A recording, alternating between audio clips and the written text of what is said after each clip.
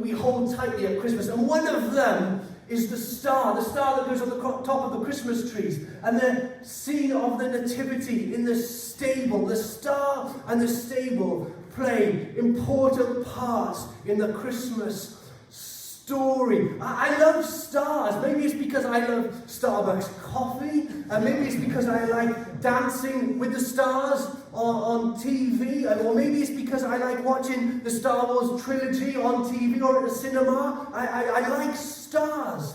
I also like stables. Stables, I think are good. Stables are there every Christmas, come what may. And I like stables because they are just that. They are stable. They are stable, A stable heart rate is good for your health, so I'm told anyway. Stable inflation is good for the economy. So I'm told anyway. Stabilizers on my bike helped me when I was about 4. And so I got fond memories of stabilizing and being stabilized by stabilizers. But stable and the star are so important to the Christmas story. But when you think about it, the stable and the star should never really go together. The star lives in the heavens. The star shines brighter than anything else in the world. The star is a picture of perfection in the galaxies of a light-giving source. It's up there so high and so magnificent. And yet the stable is so of this world. The stable is so dirty. The stable is so smelly. The stable is so ordinary. And what do you do when in life you're following the star of Jesus, but you come across a stable? When you're following the road that you believe is right and true and good and righteous, but it leads you to a dirty, cold, animal-filled stable. See, this is the predicament that the wise men had. They had been following the star for probably many months. They travelled over 1,000 miles from the east to come to Bethlehem to see this baby that had been born King of the Jews. And they had been following the star, but they arrived at the stable. John Maxwell is an American writer. He just gives 3 points, 3 pieces of advice for anyone who maybe they've been following a star, but they've arrived at the stable. And the first piece of advice I want to give this morning to anyone who maybe has been following a star, but this Christmas you might find yourself in a stable, is that when wise men see God in the stables of their lives, wise men see God in the stables of their lives. You see, if you look back in the Bible, there's a story of Joseph. Joseph, who was beat up, abandoned, and left for dead by his brothers. Left for dead, but they had mercy on him, and instead they sold him into the slave trade. That was really kind of them, wasn't it? Sold into the slave trade. Basically, he was human trafficked, and spent his years away from his family, being thrown into prison, being wrongly accused, and having to live in very, very challenging circumstances. And when his life turns around and he meets his brothers for the first time, Joseph says these incredible words to him, words that came from the stable, words that said, "You meant it for evil, but God meant it for good." You go forward a few books in the Bible, you come across Job. Job, who lived a righteous life, who followed the star, who did what was correct, who followed God's law. And yet Job himself encountered a stable.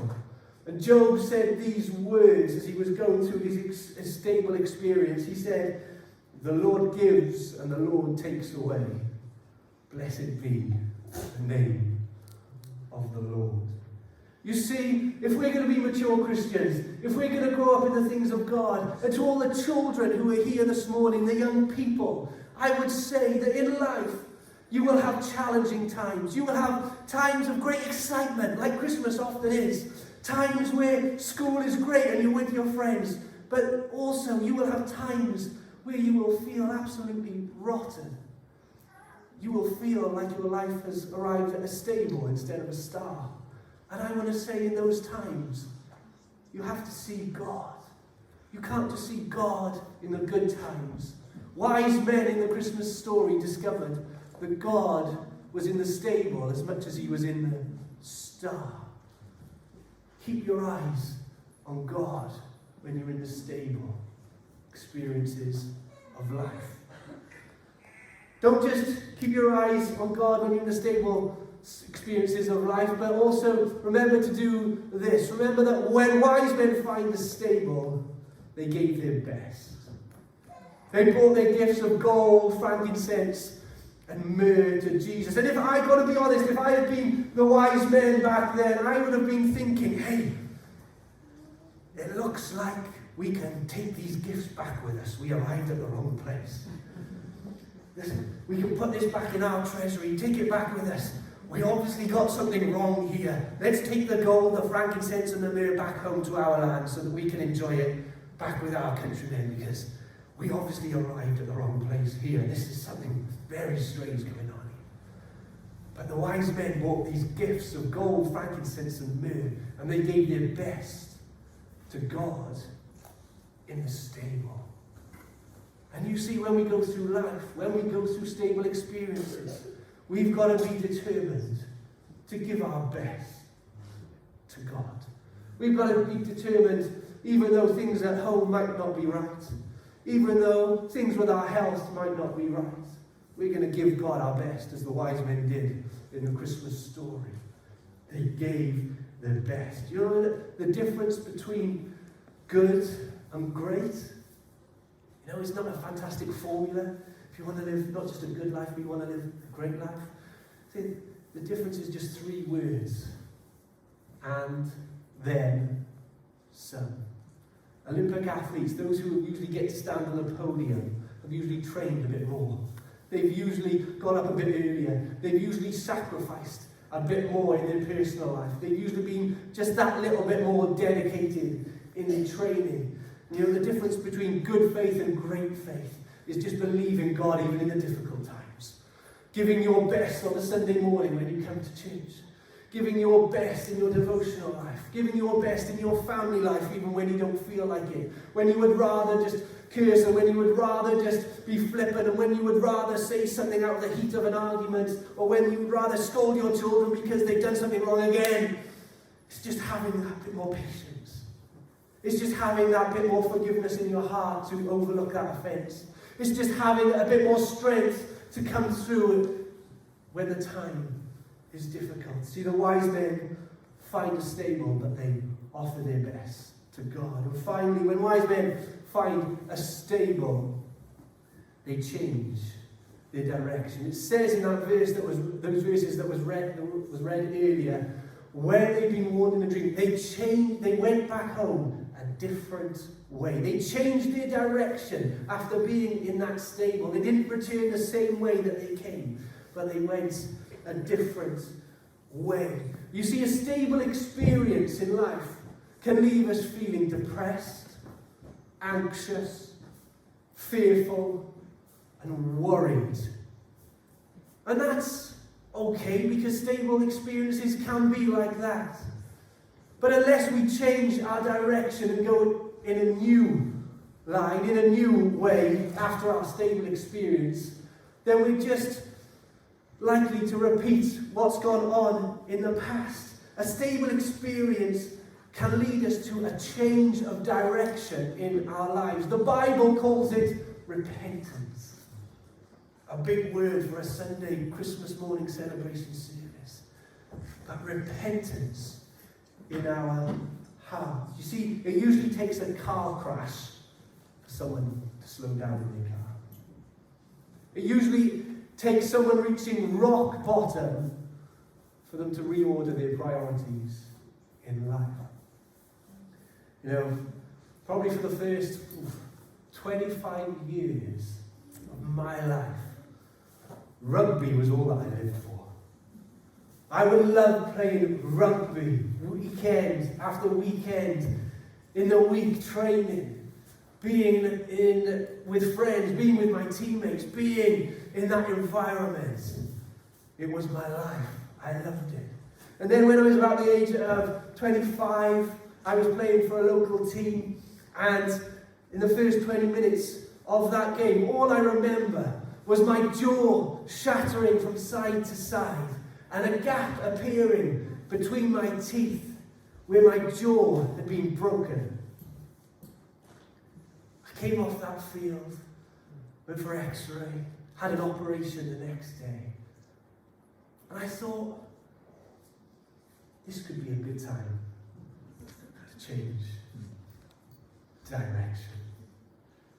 And if probably I hadn't changed direction, in that stable moment of my life, that stable experience of the pain, the disappointment, and the hurt, if I hadn't changed direction then, I probably wouldn't be here before you today. I realized that I had to change my life. And this Christmas time, I wonder if there are people who would just like to change the direction of their life. Maybe not a huge thing needs to be done. You know, you don't need to go and buy 25 Bibles and put them on your bookshelf or anything like that. But a change that comes from your heart, a change that comes from within and says, God, I need to change something in my life because it does not feel right that I'm living this way, or that I'm living without you. Musicians, would you just come up as we close the service? And as we bow our heads and pray. You know, if that's you today in this place, and you're just saying, God, this Christmas could just be another December festival period where we enjoy the presents, we have a laugh, we have a sing, we enjoy the carols, we eat too much food and we spend too much money. You know what? That can be absolutely fine if that's the sort of experience you want to have. Go ahead, great. Knock your socks off. But I want to speak to people today who maybe have had stable experiences in their life. Maybe people who have gone through hurt, trial, and change. People who perhaps don't know what to do with themselves. People who maybe followed Jesus, but have still arrived in a stable. Who have followed the star of doing things right, but have still landed up in hurt and difficulty. If that's you this morning, I just want you to spend a few moments as we sing this song, talking to Jesus, saying, God, I want to change this Christmas time.